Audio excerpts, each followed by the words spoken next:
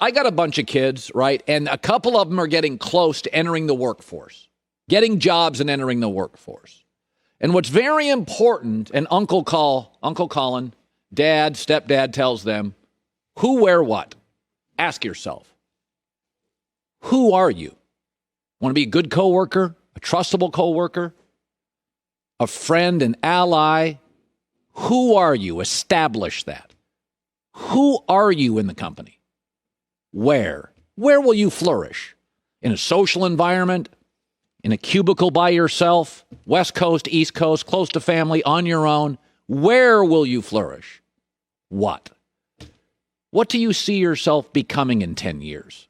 What would you be proud of? What's a goal you can pursue? Who, where, what? Basketball players should think about this too. Let's talk Chris Paul, my MVP. His who has always been incredibly strong. Defiant, tough, defends, leads, barks. Wake Forest, all of his stops. He's got one of the strongest who's in the NBA. Who is important? It's your foundation. Where? Chris Paul. Well, this where's been in flux. He's been on 5 teams. But he flourishes with young players who are talented but want to be led. He's not as good with veterans. What? Now that's interesting. We've argued for years about what he is, and those of us, me, have been arguing probably the second best point guard ever, but he's not vertical and flashy and fun. Now you are seeing indisputably what he is. He is the most valuable player in this league once LeBron got out of his prime. He affects winning and losing, and that to me is value. And the media often loves Westbrook and Iverson and D. Rose and John Wall and fast and vertical and fun and flashy. That is not what the point guard position is about. It's about elevating others beyond yourself. That's why Magic Johnson's the greatest point guard ever. And I'd make a strong argument Chris Paul is second. And Chris Paul's sense of who, where, what, who is so strong, and this is important in life, that as the game has changed, he has tweaked it, but he has not fallen prey to the current analytic whims. Unlike Giannis, who's now firing up three-pointers, Chris Paul shoots a mid-range, mostly from the right side of the key. It is who he is. He still barks. He still yells. He still commands. He still defends. Although he's not as good a defender as he once was, he's still tough. His who is so strong that it's overcome a lot of the wheres. He's been all over the league. And as the game has changed, what he has become is actually more valuable because he knows what he is. And Phoenix is perfect because for the first time in his career, the who, where, what, the chakras, they all aligned. His who is strong. He's working with a coach that'll listen and young players that will follow. And what he's become, side by side with the MVP Jokic, it's not even close. One is controlling the clock. Chris Paul is not only averaging 25 points and 5 rebounds and 10 assists and virtually no turnovers. He's shooting 100% from the line, 75% from threes, 63% from field goals. It's insane. And what I tell my kids or stepkids on the who, the where, the what, it will not be easy. My who was very weak when I was young. My where has been, as you know, with my career, in flux. My what was always strong. I knew what I wanted to be. But it wasn't until I had kids, my who was the strongest of the three.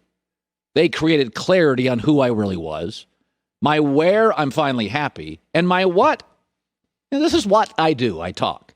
But Chris Paul, my journey has not been easy. Chris Paul, and this is what I tell kids, it ain't easy. It's hard. The stronger the who is, the easier the where and the what become. Here's Chris Paul. This is who I am. It's always been his strength. All right, let's talk the fragile Brooklyn Nets. I'm gonna quit predicting the Bucks Nets series. I think I've whiffed 4 different times. We said last week the Brooklyn Nets have become Tesla. Brilliant, revolutionary. Oh boy, but Elon Musk running the show, you're not sure what they are day to day. This is what Brooklyn is, fragile. Kyrie Irving, he's hurt again. Kevin Durant, now frustrated, he's the only star left. Blake Griffin, Steve Nash isn't playing him enough. And Harden, I don't know. Does anybody know? You know, I said this when he left Steph Curry. It's funny about the NBA. LeBron and KD keep moving around the NBA trying to find the perfect spot. And it's like it doesn't exist. You know, when you're as great as KD and you're as great as LeBron James, you're not going to find your equal.